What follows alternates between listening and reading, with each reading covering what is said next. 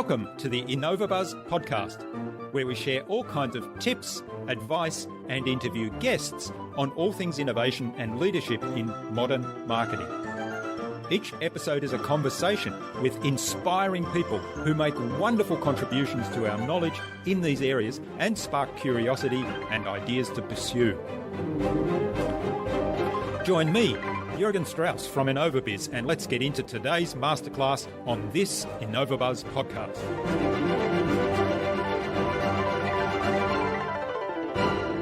Probably the most important thing is that you need to have emotional awareness. You need to get in touch with your emotions. You need to figure out where and how they're driving you to make some regrettable decisions, because our emotions are all driving us to make some regrettable decisions sometime. You need to be able to identify that, those cognitive biases, those dangerous judgment errors, step away from them and employ simple, effective, yet counterintuitive strategies to make the best decisions for your goals. And that all stems from emotional awareness of your feelings, of your mind, and that's what you really need to get in touch with.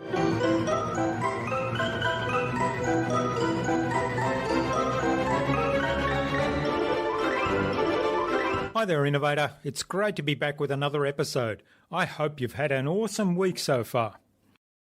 And I hope you enjoyed my recent conversations with Kate Billing, founder and creative director of Blacksmith, and with Iman Zabi of Scribesmith. I'm really excited today to welcome to the InnovaBuzz podcast as my guest, Dr. Gleb Tsipurski of Disaster Avoidance Experts. He's also author of Never Go With Your Gut, How Pioneering Leaders Make the Best Decisions and Avoid Business Disasters. In this book, Gleb focuses on the dangerous judgment errors known as cognitive biases in business leadership and reveals how leaders can overcome these mental blind spots to make the wisest and most profitable decisions.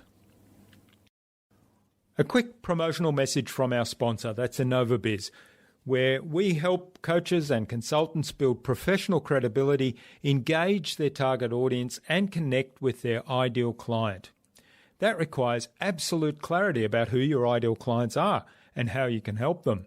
To help you get that clarity about your ideal client, take a look at our Marketing Master mini class, where in less than 30 minutes you'll gain absolute clarity on your ideal client and how you can communicate with them to build and strengthen an engaging, enduring relationship. Access the Marketing Master mini class at innovabiz.co/Marketing Master. It's completely free and accessible without even giving away your email. In our discussion, Gleb talked to me about aligning emotions with values, with culture, and with long-term goals, and at the same time, not basing decisions on emotion alone. He shared his 8-step decision-making process to overcome any cognitive biases that might otherwise impact decisions negatively. And he shared his 5 key questions to avoid decision disasters. Without further ado then, let's fly into the hive and get the buzz from Dr. Gleb Tsipurski.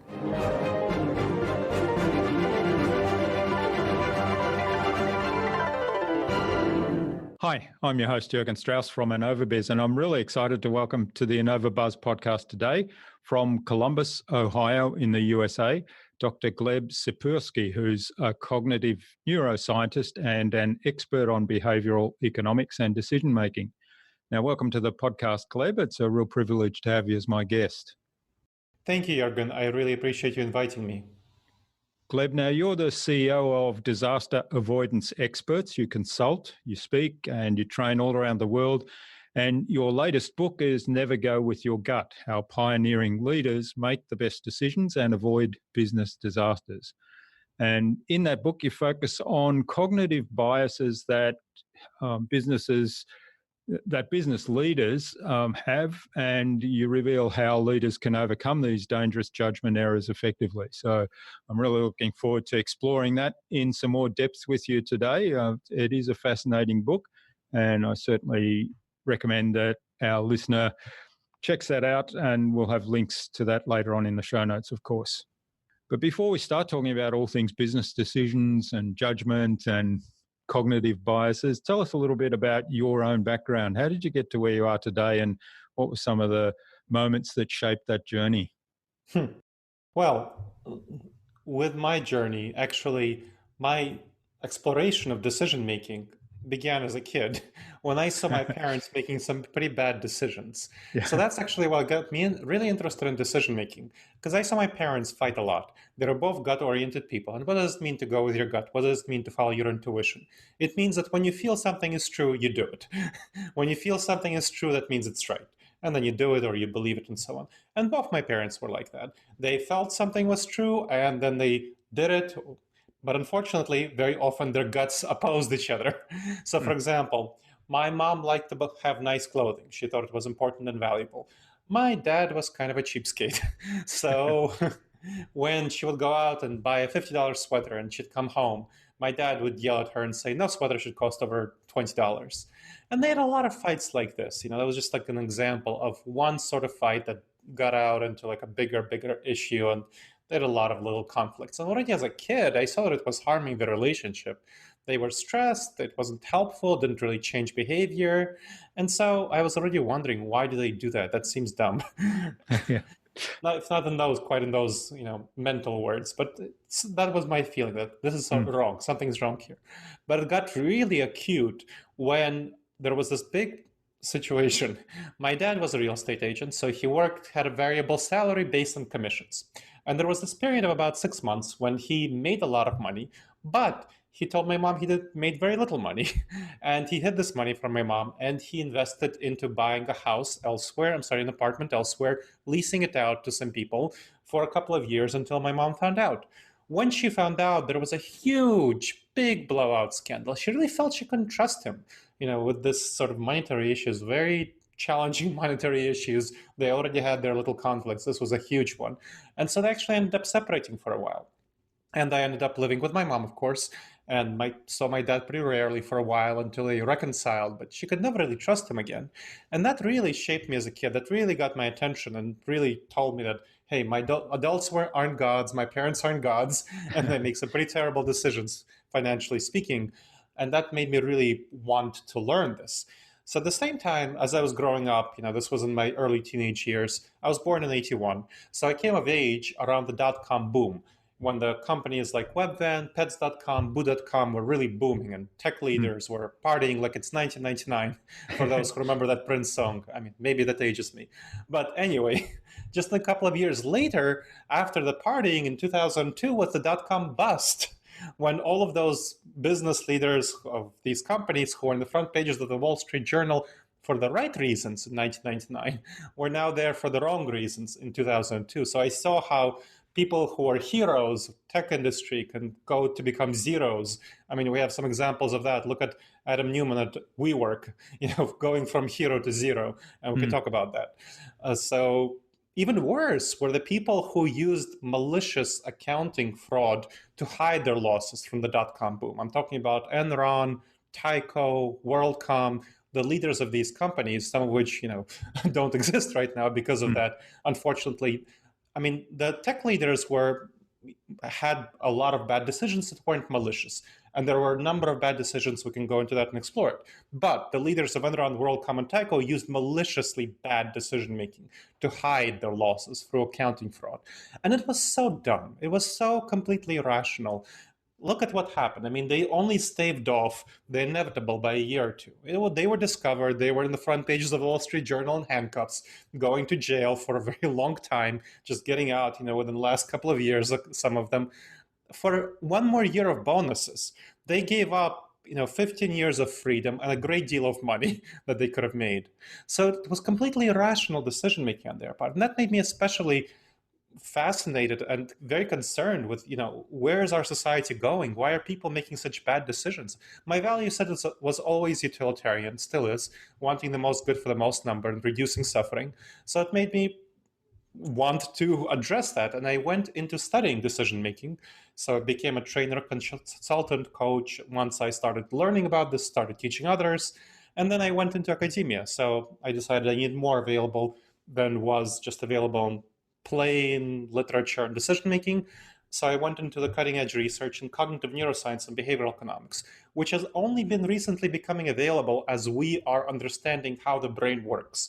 Only in recent years can we understand how our brain causes us to screw up and make bad decisions because of some of the advances. We can talk about that.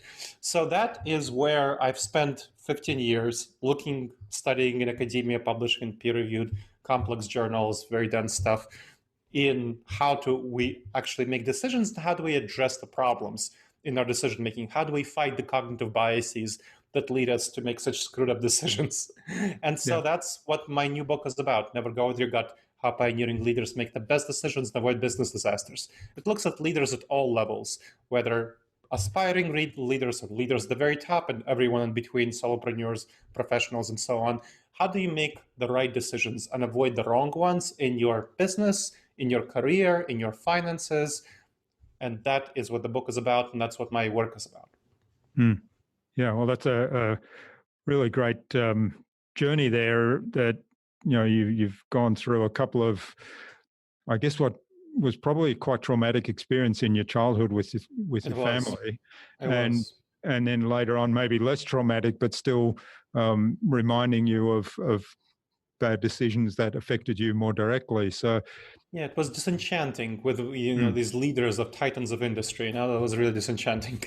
Yeah, sometimes I wonder, with you gave the example of the .com boom and people suddenly, I wonder if when people suddenly achieve success, like it was almost an overnight success in those days because they tapped into the right need and the timing was right, and it was indeed a boom, the .com boom, and some of those folks thought that things could continue like this, so that I wonder whether the expectation that this sudden success would come from everything they did actually was one of the cognitive biases. I know I don't think you'd talk about this one specifically in the book, but I wonder whether,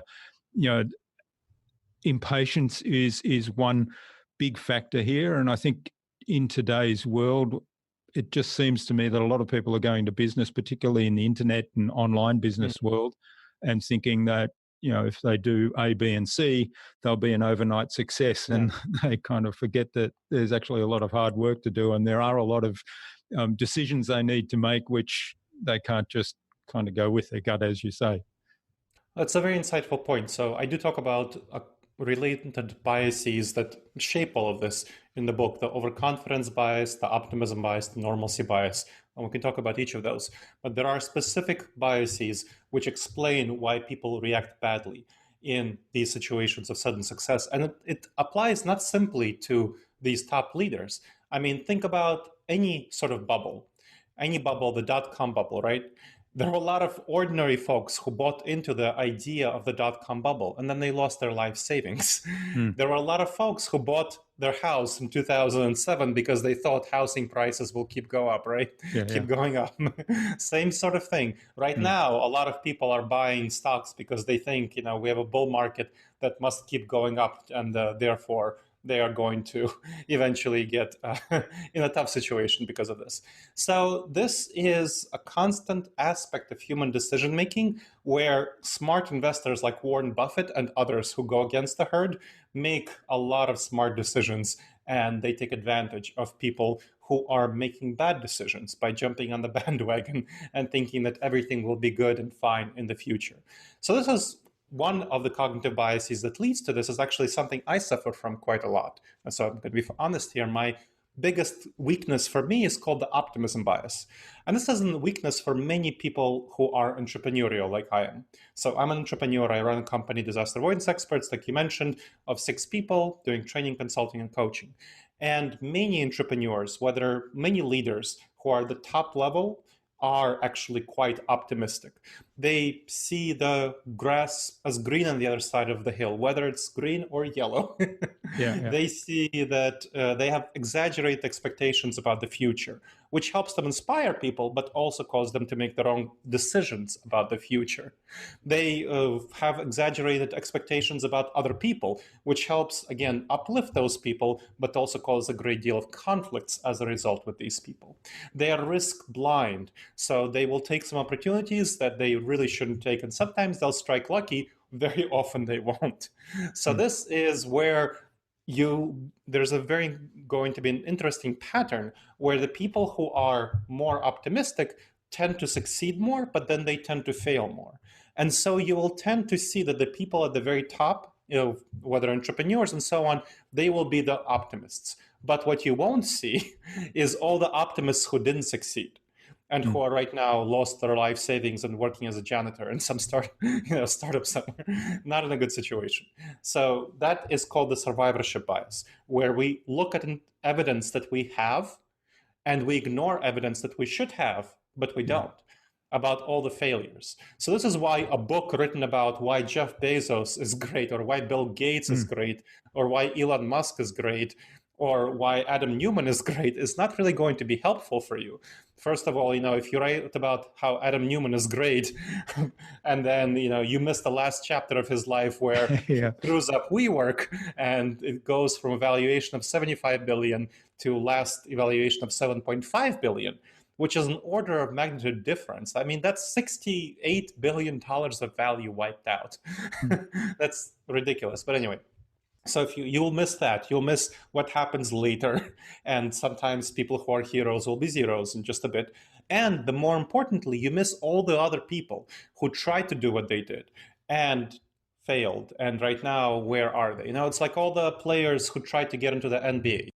It's the same sort of situation. You have a lot of young people who try to get into the NBA, who try to become the top-notch football players, who think that that's how they will make a living. Young people. We can look at them. I mean, not quite laugh at them, but we can be, okay. Your reality, the reality of your chance of becoming an NBA player is, maybe 1 out of 1,000. And something like that, making a professional career playing football or baseball or something like that. And the reality of an entrepreneur becoming the next, I don't know, Elon Musk or someone like that is also incredibly low, probably less than 1 out of 1,000, probably more like 1 out of 1,000,000 or something like that, maybe lower. But all the entrepreneurs think that that's realistic because they're too optimistic.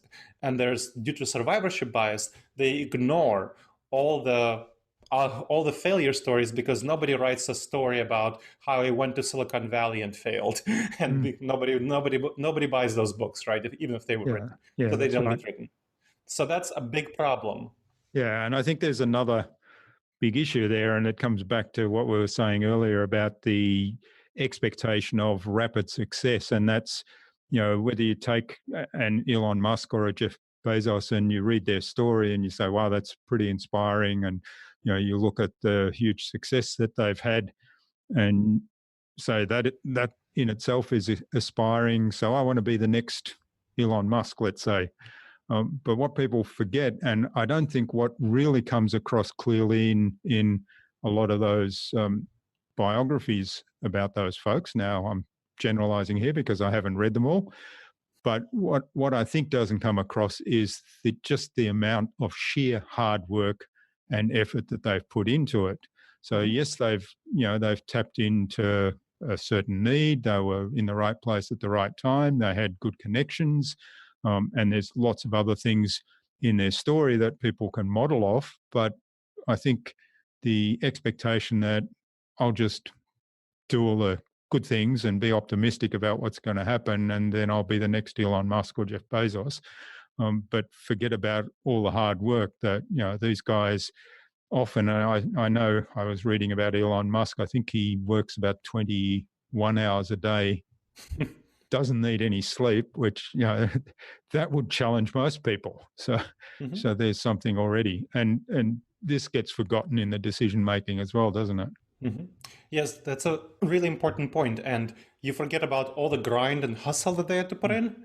So there's two elements that you need to realize. You have to be being smart, being very smart, and all of those folks who are at the top have to be very smart, is necessary but not sufficient. Being very hardworking is necessary but not sufficient. Yeah. You also need to be very lucky.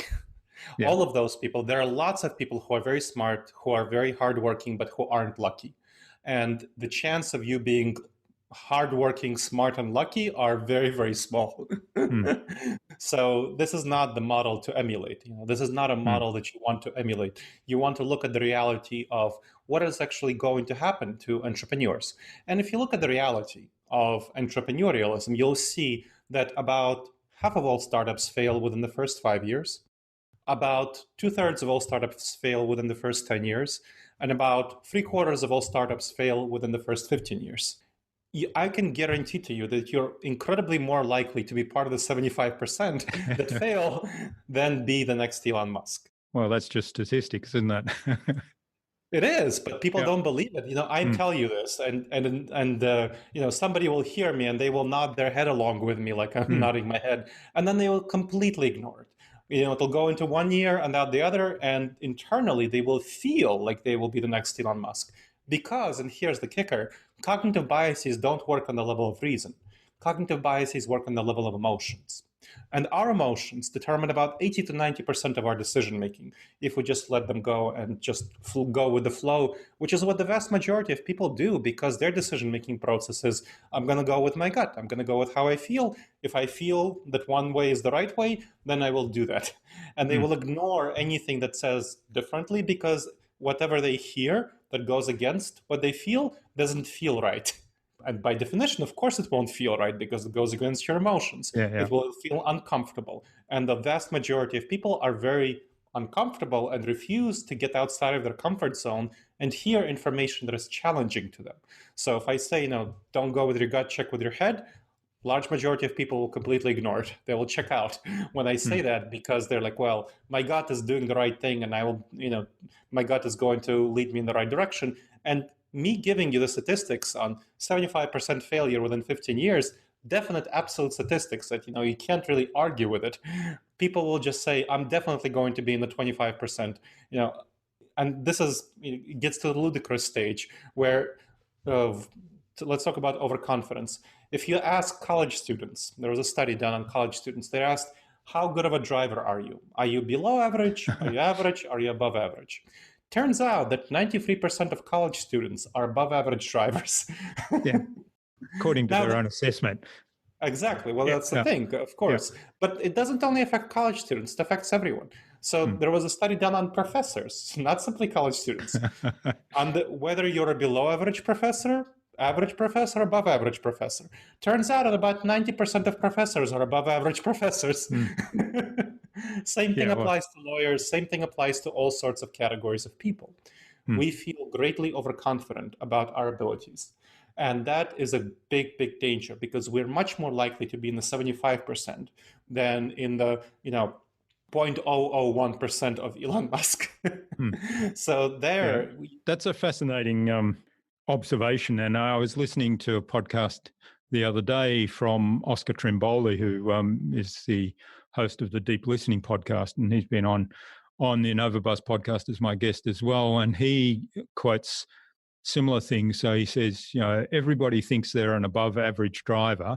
Everybody thinks they're above average intelligence. Everybody thinks, and this is his point because he's focused on deep listening. So everybody thinks they're a really good listener. And yet, it's kind of skewed, because that can't be right. I mean, at least half the population must be below average. Otherwise, it wouldn't be an average. Yep. So that there's that overconfidence. I would like to go back, because one of the things you mentioned was that a lot of our decisions are based on emotion, which is kind of I guess, one way of putting going with your gut. How do you feel about that? And there's various decision-making processes that different people have.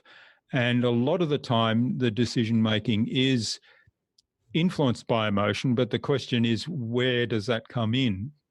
A lot of people do make decisions based on emotion first, and then they go through some sort of process of rationalizing that decision with facts and statistics.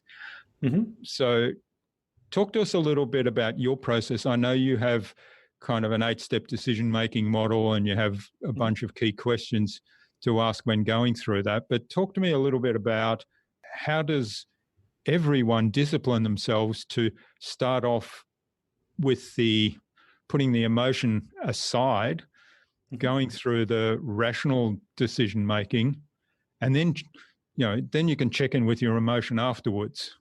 I think that's quite different than doing the emotion first, because you've basically then, when you do the rational assessment, you're filtering out a whole lot of stuff that doesn't fit in with your emotion, as you've pointed out.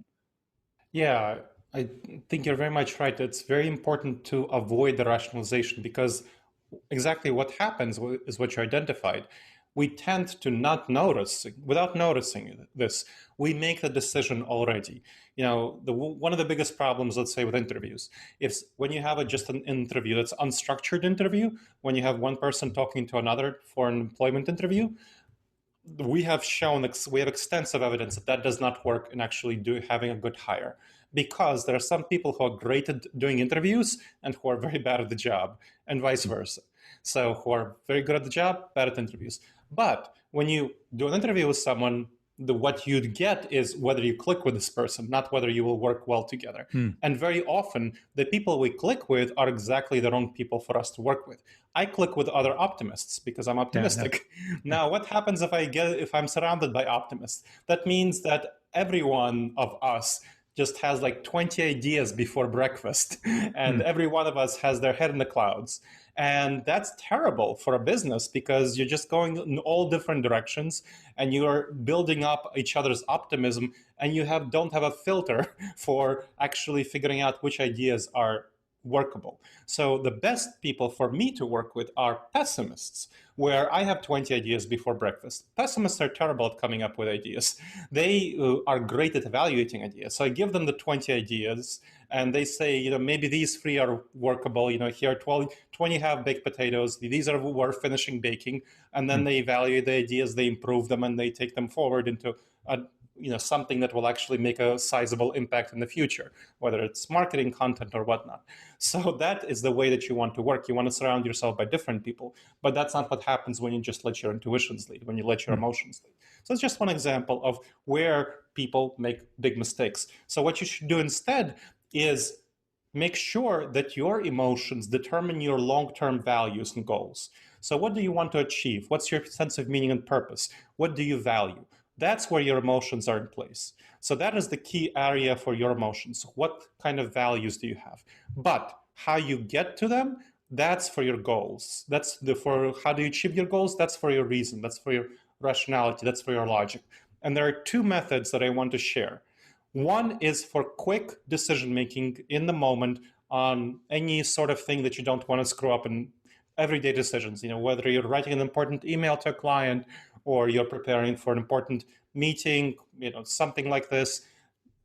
Any of these things, whether you're writing important articles, anything that you're doing, important marketing thing, but not something that's major, not something that's life-changing, not for making a key hire. It's not for deciding on the next big product for your company, not for deciding on a critical supplier. So these are the 5 questions you want to ask for any everyday decision that you don't want to screw up. So what you're doing is taking out problems, minimizing risks. You're not maximizing success. You're just getting to a good enough decision. And the first question that you want to ask about any decision you don't want to screw up, that you want to make sure it's good enough, is what important information haven't I yet fully considered? So what evidence haven't you taken into account? The reason to ask this is that we tend to look for evidence that confirms our beliefs and ignore evidence that doesn't. That's called the confirmation bias. So you want to go against that. You want to specifically look for evidence that goes against your preferred choice. Try to disconfirm your preferred choice. Try to show that you're wrong. And if you can't show that you're wrong, you're great. But if you can show that you're wrong, that's very important, because then you'll revise your plan going forward. So, second, what dangerous judgment errors haven't I yet addressed? So there are over 100 cognitive biases out there. You can take a look at the list of cognitive biases in Wikipedia. And of course, my book, Never Go With Your Gut, How Pioneering Leaders Make the Best Decisions and Avoid Business Disasters, looks at the 30 most dangerous ones in business, career, and finances, and how you can address them effectively. And there will be different ones applying to different situations. So if you're doing risk assessment, optimism and pessimism are going to be big ones. If you're looking at information, confirmation bias, survivorship bias will be important. Third, what would a trusted and objective advisor tell you to do? So think about someone who's a trusted and objective advisor to you. What would they suggest you do? What would that little angel on your shoulder tell you to do? You get about 50% of the benefit by asking this question, just by asking it, because you take yourself outside of yourself. You think about it from the perspective of, what would you tell a friend to do about the situation? And of course, you get the other 50% of the benefit by calling this person, or if you're a millennial, texting this person. Next. Fourth question, how have you addressed all the ways this could fail? So let's talk about email to a client. What if your client is in a bad mood? Think about what would happen if they read your email from a hostile perspective. So try to, after you write the email, read it from a hostile perspective and revise it accordingly so that all the ambiguities can be taken out. This is something that I struggle with because I'm an optimist, and it's very hard for me to imagine someone reading my email from a pessimistic, hostile perspective. So this is something I have to know. I have to work on this quite a lot to look at things from a hostile perspective. And there are a variety of ways that each decision can go wrong, so you want to look at them and address them in advance. Finally, what information would cause you to change your mind? So what evidence would cause you to revisit your decision? When we're in the decision-making phase, we're cool, calm, rational, and collected. Now, when we're implementing it, we're very attached to the decision. We're very emotional. So it's much harder for us to change our mind and revise the decision effectively. But if you decide in advance that, let's say, if your client doesn't respond in a week, you will call your client. So that could be a specific decision-making point for an email. That way, you won't spend a week or more biting your nails and waiting for what your client will think about the important email. You just let it go, and you go forward with whatever else you're doing, and then you know that in a week you have a revision point. Now, these are the 5 questions that for avoiding risks, making good enough decisions. There is a separate 8-step model, which I will take a pause before going to, for any major decision that you want to not simply make good enough, but that you really want to squeeze maximum value out of it because it will be seriously impactful for the long-term future. I guess one of the things that struck me when I was reading through the book and read those 5 questions, if your emotion so let's say you've written an email and it's come from kind of, here's what I feel, I'm just going to put it out there, send this proposal, whatever it might be, and then come back and read those questions. How do you overcome the filters that are already now, or how do I overcome the filters that are already now in my mind when I then ask myself those questions? Because if I start off, what important information did I not consider? Well, I didn't consider it before, so how am I going to see it now? What judgment errors didn't I address? So how am I going to see those now because I'm asking myself these questions? Trusted an objective advisor, I can see the value in that, particularly if you actually talk to the trusted and objective advisor, because they don't have your biases. So I can see the value in that. But I guess my question is, how do you break through that barrier of, here are my biases, and so how am I going to answer myself honestly with these questions and not be filtered through those biases? So that's a very important point. Because ideally, you would ask these questions before you get to the decision. These are the questions you ask before you make the decision. Because when you make it already, when you have written the email, it's much harder to pull away your emotions from the already written email. So this is why it's very important to ask these questions before you make the decision. Now, some of these questions will still be applicable. Let's say you made the decision, you wrote the email, and then you're like, I need to ask myself these 5 questions. So you want to go back and look at the email and say, okay, what information haven't I considered? Oh, maybe I haven't considered, what's going on with my client. Let me go on LinkedIn, check, their LinkedIn profile. Maybe they posted something about what's going on with them recently. So let me look at that information. So that might be something that you can go through and look at information that you haven't yet considered that might be relevant to the situation. Now, what way can you address all the ways this email could fail? You could still rewrite it. You could still revise it. You could still think about, here are ways that this email could fail. So let me take let me take some time to revise it and so on. And of course, you can still send this email to a trusted and objective advisor and have them read it and give you feedback on it. So that you can still get on some of the benefit of these questions, but of course, ideally you would ask them beforehand. So what I have is I have my clients and other people who read the book, what they generally do is that they print out the 5 questions and they have it on the table in front of them when they're doing their work and so on as a visual reminder to ask themselves before email, whatever scheduling, so on, because of course we do most of our work in front of our computers now. So that's a very good reminder just to visually have those 5 quick questions. And it takes only a couple of minutes to ask these questions. It can save you many hours and many thousands of dollars if you don't ask those questions. Yeah, that's a good point to kind of begin with the questions rather than with the decision, with an emotional decision. All right. So now you mentioned the 8-step decision-making model for something that's a bigger decision, like let's say you want to purchase a house if it's a personal thing, or move offices, or put a serious proposal in that involves a lot of upfront investment before you actually realize the benefit or the income from that. So what is that 8-step process and how does that work? So first, what you want to do is identify the need for a decision to be made. And this is an important question because a lot of us don't identify the need for a decision to be made. So you talked about, let's say, moving an office. I've seen a lot of small entrepreneurs who have stayed way too long at their office, even when they have overgrown the needs of the office. It gets all stacked, it gets all piled up. There are more people in the office that can reasonably fit into it, but they still don't move because they're still busy with their everyday things, and they don't really take the steps to evaluate their physical space needs and address the problem, which is a pretty serious problem of moving. So that's one example that you want to think about. When do you want the decision to be made? Let's take another example. Let's say somebody is sort of stuck in a dead-end job. I've had a coaching client I was speaking to who got passed over for promotion time and time again.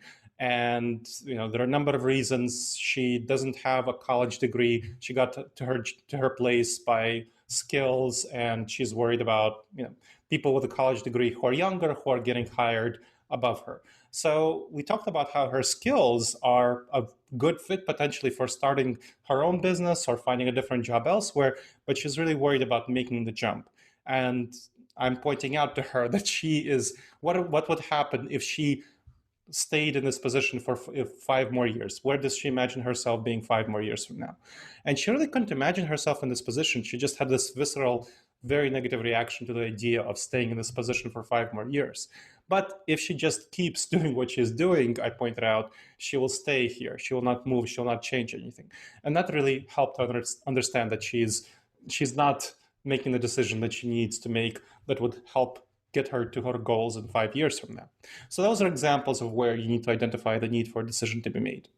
Next, gather relevant information from a variety of perspectives on the question at hand, especially people with whom you disagree. So if I'm an optimist, I should gather information from pessimists. If you're a pessimist, make sure to gather information from optimists. You want information that you don't consider that will disconfirm your biases. So go against your biases, go against your intuitions. You don't have to listen to the optimists or the pessimists, but you want to consider that information. You want to have that information as part of your analysis and give it more weight than you intuitively would. Now then, you want to decide on the goals you want to reach. Paint a vision of the outcome that you want to achieve. If you're going to be, let's say, moving your office, what kind of an outcome do you want to achieve? You don't want to achieve an outcome where in 2 years you'll have to make another move, right? Look at what will happen in the long-term future and make sure that you prepare for that with whatever serious decision you're making. Or let's say a serious proposal. Let's say you're investing a lot of resources into a RFP for a client, for a consulting client that's competing for a number of things. You want to paint a clear vision for the client of the kind of outcomes they would achieve in 5 years. Not simply say, here are all the awesome methods that I would use and I'm so great. You want to paint a clear vision for the client of what benefit they would get from getting you as part of the team, from hiring you for whatever you're doing. Next, develop clear decision-making criteria of what you want to achieve. So let's say if you're moving your office, you probably want criteria like the cost of the new place, the closeness of this new place, let's say, to where you live, if that's however important that is to you, and to other people who are in the office. You want other aspects like, let's say, I don't know, amount of light in the office and niceness and comfort. So all of these things, decide how important they are to you. If cost is less of an issue than commute time, if you really value your time that much, then you can value cost at, let's say, on a scale of 1 to 10, where 1 is low, 10 is high. You could value cost at 7, and you can value commute time at 9, depending, again, on what is important to you. Next, generate viable options that can help you achieve your goals. This is somewhere thing that I see so many leaders, so many entrepreneurs fail at very badly because they go for the first viable option. Yeah, they get excited by the first one. Yeah, which is emotion, right? Oh, it's very emotional. They get excited about this. This is the key hire who I should hire. This is the place for me to move my office, and so on. They get very excited about it, and they just relax, and they just go on, and they say, okay, this is it. This is good. Let me go on to the next one. What they don't realize is that major decisions, what you want to do for a major decision, you don't want to use the same process that you use for small decisions. They use the same process. They go for a good enough decision, and they don't realize that this is a bad time for a good enough decision. This is not the right time for this process, for the good enough decision. You want to make as good a decision as possible. You want to make it as close to perfect as possible, because think of all the impact that you will have from the space that you choose where your office will be for the next 20 years. It will shape.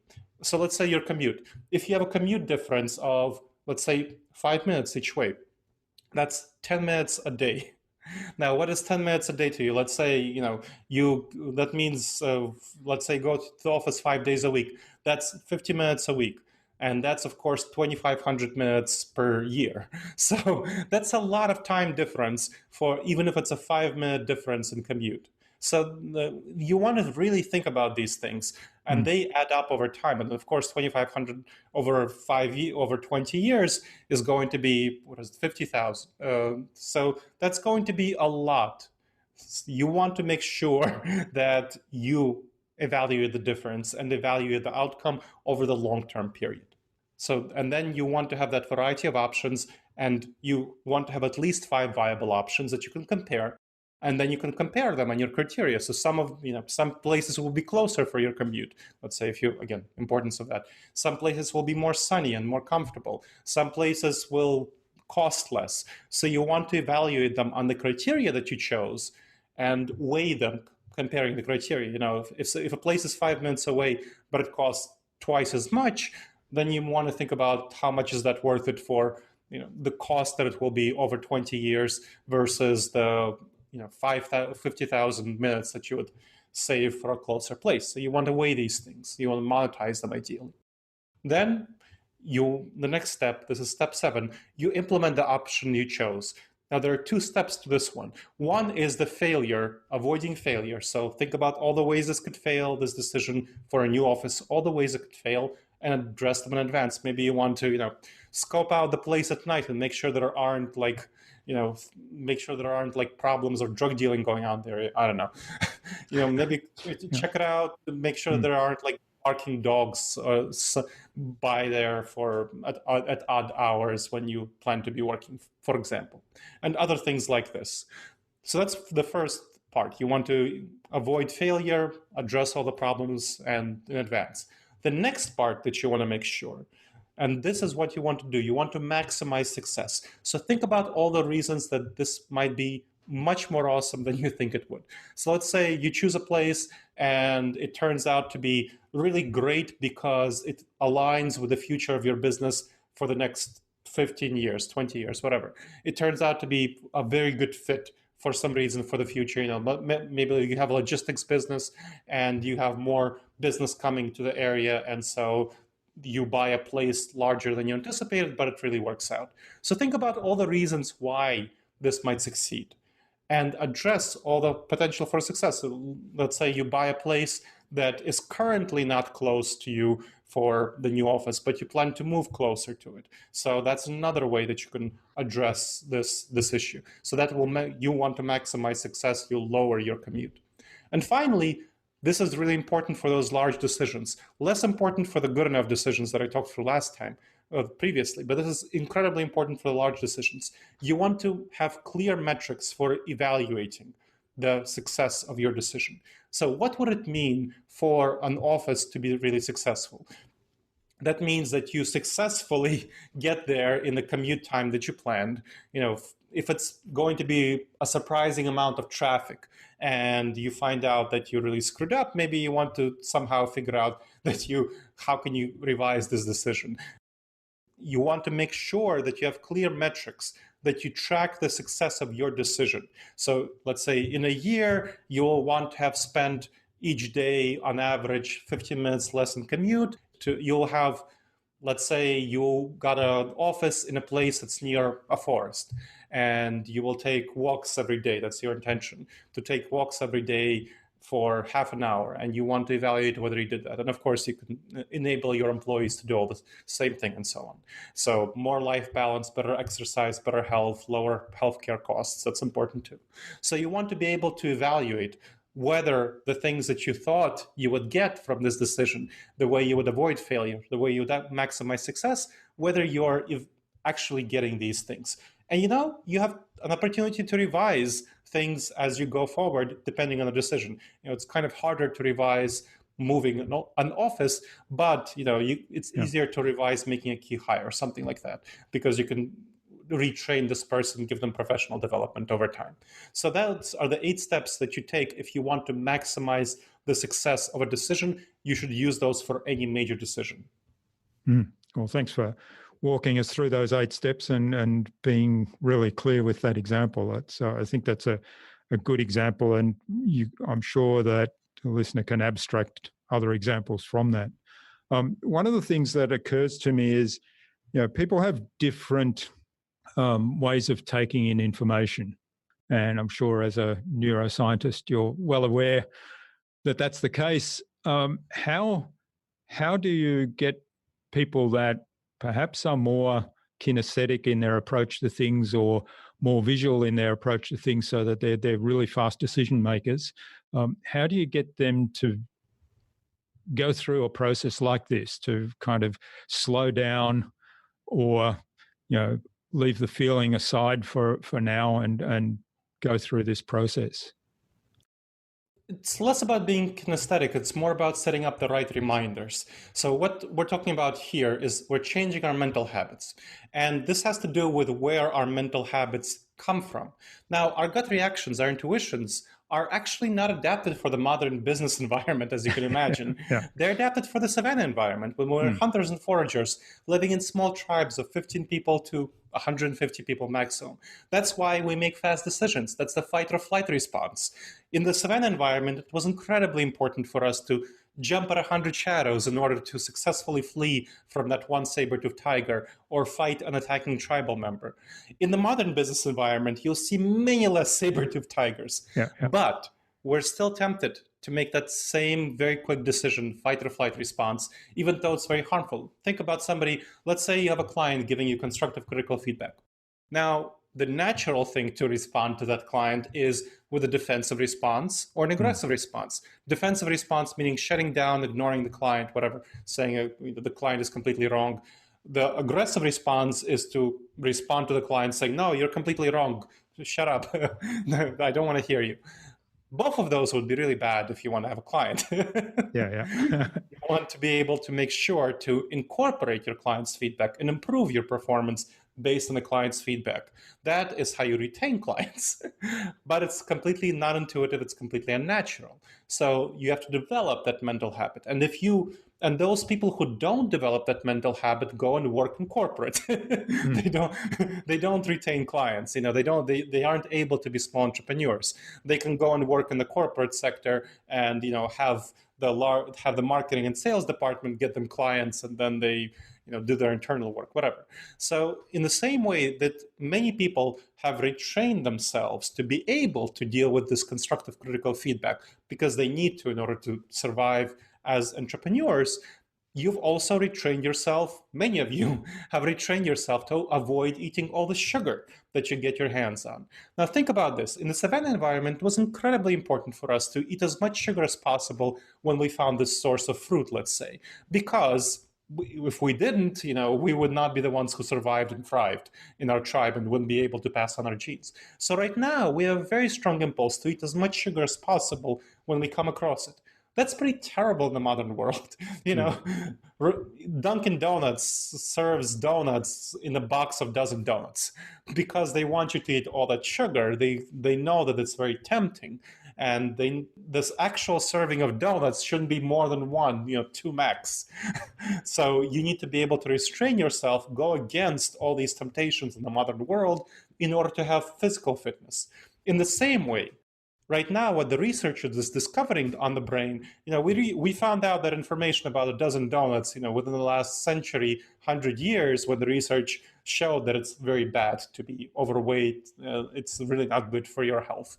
Now we're figuring out that mental fitness is just as important for the health of our brain, for making good decisions, as physical fitness is, as avoiding the dozen donuts is the same thing as avoiding the go with your gut of advice. So what you want to do, whether you're kinesthetic, whether you're visual, and so on, is focus on developing those healthy mental habits of using these tools, using these structures. Create reminders. If you're a visual person, create visual reminders, create mind mapping reminders that will help you, remind you to avoid simply going with your intuitions and to look for information visually and so on that goes against your intuitions, that goes against your feelings. If you're a kinesthetic person, do the same thing. Create kinesthetic reminders. Maybe you want to create something on your keyboard that you can touch, and that will help remind you to, oh, hey, I shouldn't go with my intuitions on things I don't want to screw up. I want to go for a effective decision-making process. So that's what I would say for people who have these different learning styles. It's all about creating healthy mental habits. It's all about growing your mental fitness and avoiding the dozen donuts of advice of going with your gut. Yeah, that's a really good point about the habits, and I like your analogy there with the sugar. And of course, building habits. I mean, we all build habits, and it's just a case of let's choose to build some habits around decision making, which I think is what your core message is. Yep, that's exactly right. You need to build healthy mental habits around decision making, and the 5 questions that take just a couple of minutes to go through, or the 8 steps that take half an hour to an hour. Those are all mental habits that you want to build in and integrate. And of course, identifying your cognitive biases. So my book in chapter 7 has an assessment that helps anyone go through all of these 30 cognitive biases that are the most dangerous ones for business, finances, investing, careers, and figure out which ones they're most prone to and their workplace is most prone to, and address them. So for me, the optimism bias is one of my biggest. I have some others, but that's one of my biggest ones. Yeah, that's great advice, and that really is a good assessment. All right, well, this is fascinating. It's been a wonderful conversation, but I think it's a good point now to move on to the Buzz, which is our innovation round, and it's designed to help our audience who are primarily innovators and leaders in their field with some tips from your experience. So I've got 5 questions, and hopefully you'll give us some really insightful answers that'll inspire our listener to go and do something awesome today as a result. So what do you think is the number one thing anyone needs to do to be more innovative? Decrease their amount of fear and anxiety. I think fear and anxiety has been shown to be one of the biggest blocks to innovation. So if you look at kids and they're asked, what can you do with a paperclip? They can find 10,000 things they can do with a paperclip, whereas adults can find about 5 or 10 things they can do with a paperclip. So because they're afraid of looking foolish, they're anxious about it. So you want to decrease your fear and anxiety if you're going to be innovative and create innovative products, innovative solutions, innovative ideas. Yeah, the paperclip exercise is always a good one, isn't it? We've done that quite a lot in my corporate days and training things. And yeah, it's always amazing how few things some people come up with, but then also how way out of the box some ideas are that you think, well, why didn't I think of that? Yeah, those would tend to be the more of the optimistic people who are less fearful. All right, now what's the best thing you've done to develop new ideas? I've made sure to work with pessimists because, again, I have 20 ideas before breakfast and they all seem brilliant to me. And that's dumb. They're not all brilliant. I know that rationally, but my emotions, my intuitions feel that they're all brilliant. So I make sure to work with pessimists and run my ideas by them to actually make sure that whatever ideas I develop and take to the next stage from, half baked potatoes to more baked potatoes are worthwhile. Yeah, I love that. The idea of having people that think a little bit differently than you and running ideas by them so that they can challenge those ideas, and often that'll improve the ideas. Or as you say, if you've got 20 before breakfast, filter out the best ones, because often if you focus on 20, you're probably not going to succeed with any of them, even if 10 of them are good ideas. And they're not. All right. Now, do you have a favorite resource you use a lot? Well, now I have two answers. One is for branded product. I use Trello a lot. So Trello is a great product. It's just a note card system in electronic format, and you can organize things very effectively in that way. So if not for, and again, not an affiliate, don't get money from Trello, but I really like it. I use it extensively. For not branded product, what I do is I have a process where I do a morning journaling where I look at things I've learned from the last day. I look at habits I want to build. It's basically a CBT, cognitive behavioral therapy style journaling, where I improve my ability to constantly be a lifelong learner, actually put it into action. Lots of people say they're lifelong learners, but if you don't put that into action, you're not actually lifelong learning. Just reading a bunch of books and not retaining information is not going to make you a lifelong learner. Actually figuring out what you've learned and how you implemented them into your activities is what makes you a lifelong learner. And the same thing about habits that you want to build up. So I make sure that I develop my habits and I evaluate how well I'm doing with developing habits over time in my morning journaling. Yeah, that's a great point about the learning, that you can read a lot of information and discover new information, but until you actually incorporate it into what you're doing or make use of it in some ways, it really will disappear. It'll be very short-term learning. Mm-hmm. Okay, now what's the best way to keep a client on track? What I find is the best way is to over-communicate. Now, this is important because one of the cognitive biases that we all suffer from is called the illusion of transparency, which refers to us assuming that other people really understand what we're talking about, understand our messages, our communication, whereas other people, according to extensive research, understand much less and intake much less of what we say in the way that we say it. They filter it for their own filters. They ignore some of it. They're thinking about what they're going to have for dinner. So what you need to do, what I find I need to do to keep a client on track and going forward with my coaching clients, consulting clients, is to over-communicate, make sure that I ask them whether they actually understood what I'm trying to say, not quite in those words, but asking them to, hey, what did you take away from what I'm sharing? And I try to figure out whether they actually took away what I think I would like them to take away or not. So making sure to over-communicate and check on the reception of my message has been the most important thing I find. Yeah, that's great advice. Yes, I think we often ignore the fact that the way we communicate actually is what determines how people hear us, and fail to take responsibility for that. Okay, now what's the number one thing you think anyone can do to differentiate themselves? This might seem a little cliche, but I want to encourage people to align their motivations, their emotions with what they're doing. So and the thing that you want to figure out and remember is that your emotions are flexible and changeable. You can shift your emotions over time if they don't align with the kind of things that you would like to accomplish in the world rationally. But if you don't align your emotions, your values, your feelings together with what you're doing in your professional life, then eventually you're going to get burned out.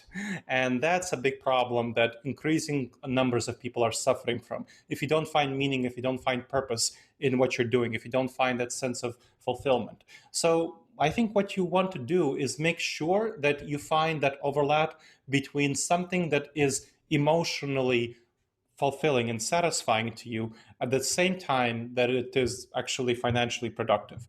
And remember, again, you can shift your emotions, you can change your emotions, but you want to make sure that you find that overlap effectively and that you do the things that will help you be fulfilled over time in the long term, because you will not really have a happy life if you don't. And this is one of the things that something that you mentioned, I want to make sure to bring up about Elon Musk and Jeff Bezos and other people like that. Often what happens with those people is that their personal life is very unhappy. And Elon Musk's personal life has been struggle. I mean, Jeff Bezos is, he just went for a pretty terrible divorce. So how much is their wealth worth to them as opposed to their personal life and happiness? So you want to make sure that whatever you're doing is something that's fulfilling for you and that you balance your personal life with your professional life. Yeah, I think that's a really important point. And it kind of comes back to aligning everything with your values. And you mentioned that we can change emotion. So, I mean, a good example of that is if I wake up one day and I feel sad, I can choose to feel happy very quickly. But if I'm about to head into a work or a meeting that is totally misaligned with my own values, then of course it's going to be much harder for me to change that emotion from sad to happy. Yes. Yeah, changing your emotion from sad to happy is possible in the moment, but if you have systematic causes that cause you to be sad, you will gradually sap away at the willpower that enables you to change your mood from sadness to happiness. So you want to make sure to take care of those systematic causes, or you should change what you're doing to make sure that those systematic causes that cause you to be unhappy are not actually there. Yeah, address the environment. Okay, and this is important for mental health, which we talked a little bit about earlier as well. Absolutely. All right, well, this has been a fascinating discussion, Gleb. Thanks for sharing all this with us. Now, where can people find out more about you and also get a hold of the book? Well, my book, Never Go With Your Gut, How Pioneering Leaders Make the Best Decisions and Avoid Business Disasters, was published by a great traditional publisher called Career Press. So it's available in physical form in bookstores everywhere, your local Barnes & Noble, university bookstores, indie bookstores, and of course online on Amazon, again, Barnes & Noble, Books A Million, wherever you get your books. You can check out my work at disasteravoidanceexperts.com. Again, disasteravoidanceexperts.com. There's articles, blogs, videos, podcasts, decision aids, manuals, assessments, online courses, consulting, coaching, and training services available. Make sure that you also check out a free 8 video-based module course. So 8 video-based modules on decision-making 101 called the Wise Decision Maker course on disaster avoidance experts/subscribe. Again, disaster avoidance experts/subscribe, free 8 video-based module course. And finally, if you have any questions about anything I've shared, please ask me. I'm quite active on LinkedIn, so connect with me there. Dr. Gleb Tsipursky, GLEBTSIPURSKY. Great. And we'll have all those links in the show notes so people can jump straight through. And also the book is available on Audible as well for those people that are, like me, fans of Audible. So I actually listened to the whole book as well as read sections of it while I was listening. Excellent. Yep. All right. So is there a single piece of advice you'd like to leave our listener in regards to being a leader in their field and in innovation? Probably the most important thing is that you need to have emotional awareness. You need to get in touch with your emotions. You need to figure out where and how they're driving you to make some regrettable decisions, because our emotions are all driving us to make some regrettable decisions sometime. You need to be able to identify that, those cognitive biases, those dangerous judgment errors, step away from them and employ simple, effective, yet counterintuitive strategies to make the best decisions for your goals. And that all stems from emotional awareness of your feelings, of your mind, and that's what you really need to get in touch with. Great advice. And it links in really well with what we've been talking about throughout the episode in terms of decision making and making sure you don't make decisions based solely on emotion and then try to rationalize. Yes. All right. Well, finally, Gleb, who would you like me to chat with on a future InnovaBuzz podcast and why? Oh, I'd like you to chat with people who are experts in decision making and in emotional intelligence. So, for example, in decision making, there are a number of people like Daniel Kahneman who are very prominent in expertise in decision making. There are a number of people like Daniel Kahneman who are experts in emotional intelligence, because I think those are areas that not nearly enough entrepreneurs, not nearly enough people who are experts in marketing, they don't really think about these areas. And they really should be thinking about these areas much more, because these are skills that are applicable across all domains. And your growth in those skills will help you not only in business, but in life areas as well. I mean, in your relationships, in your marriage, you touched on it very briefly, but my next book, The Blind Spots Between Us, talks about relationships, personal and professional ones, how emotional intelligence and decision-making skills are incredibly important for those areas. So it will help you in all life areas, not simply business. And those are folks I think it would be great for you to speak more with. Okay, sounds good. So we'll reach out to both of those Daniels and see whether we can have them join us on the InnovaBuzz podcast as well. So thanks again for sharing your time and your insights with us so generously. And thanks for walking us through your 8-step process and the 5 key questions we can use for the quick decisions that are perhaps not life-changing, but the 8-step process for the ones that are life-changing, to make sure that we don't simply go with our gut and get bitten. So I wish you all the best for the future, Gleb, and let's keep in touch. Thank you so much for having me on the podcast. It's been a pleasure.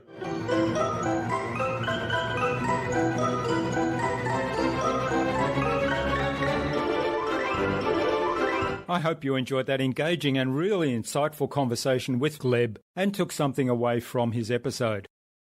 Gleb gave us many tips on how to consider as much information as possible prior to any decision and getting different points of view than just your own, particularly if those views might contradict yours. I'd love to know what you took away from Gleb's episode. Leave a comment below the blog post, which you can find at innovabiz.co/Gleb Tsipursky. That is GLEB TSIPURSKY. All lowercase, all one word, don't forget the silent T. innovabiz.co/Gleb Tsipurski.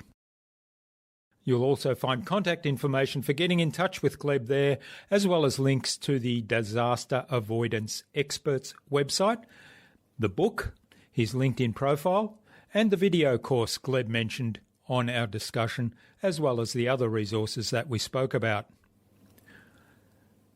Gleb sent me a long list of people to invite to future InnovaBuzz podcast episodes, and I'm working my way through those invitations, so keep listening for those conversations.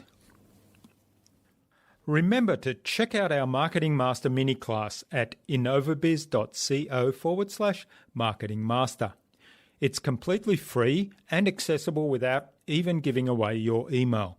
But most importantly, it will enable you in less than 30 minutes to gain absolute clarity about who your ideal client is and how you can communicate with them to build and strengthen an engaging, enduring relationship. And if you'd like our help to go even deeper into marketing mastery, or our help with producing your very own podcast, even launching your very own podcast if you don't yet have one, then send me an email to jurgen@innovabiz.co and we can set up a quick call to have a short conversation and find out whether we're a good fit for one another. Tune in again to the next episodes of the InnovaBuzz podcast. We've got some more fantastic guests lined up, including Sarah McIntyre of Bright Inbound and Kathy Sallet from Performance of a Lifetime. Stay connected with us by subscribing to the InnovaBuzz podcast at innovabuzz.com/subscribe. innovabuzz.com/subscribe. Make sure you never miss another episode. It would also mean a lot to me if you leave us a review, because what you think matters. I'd love to hear your thoughts, your ideas, your suggestions, or questions you have, so go ahead and share them in the comments below the blog post for this episode. Until next time, I'm Jürgen Strauss from InnovaBuzz. Remember, be awesome and keep innovating.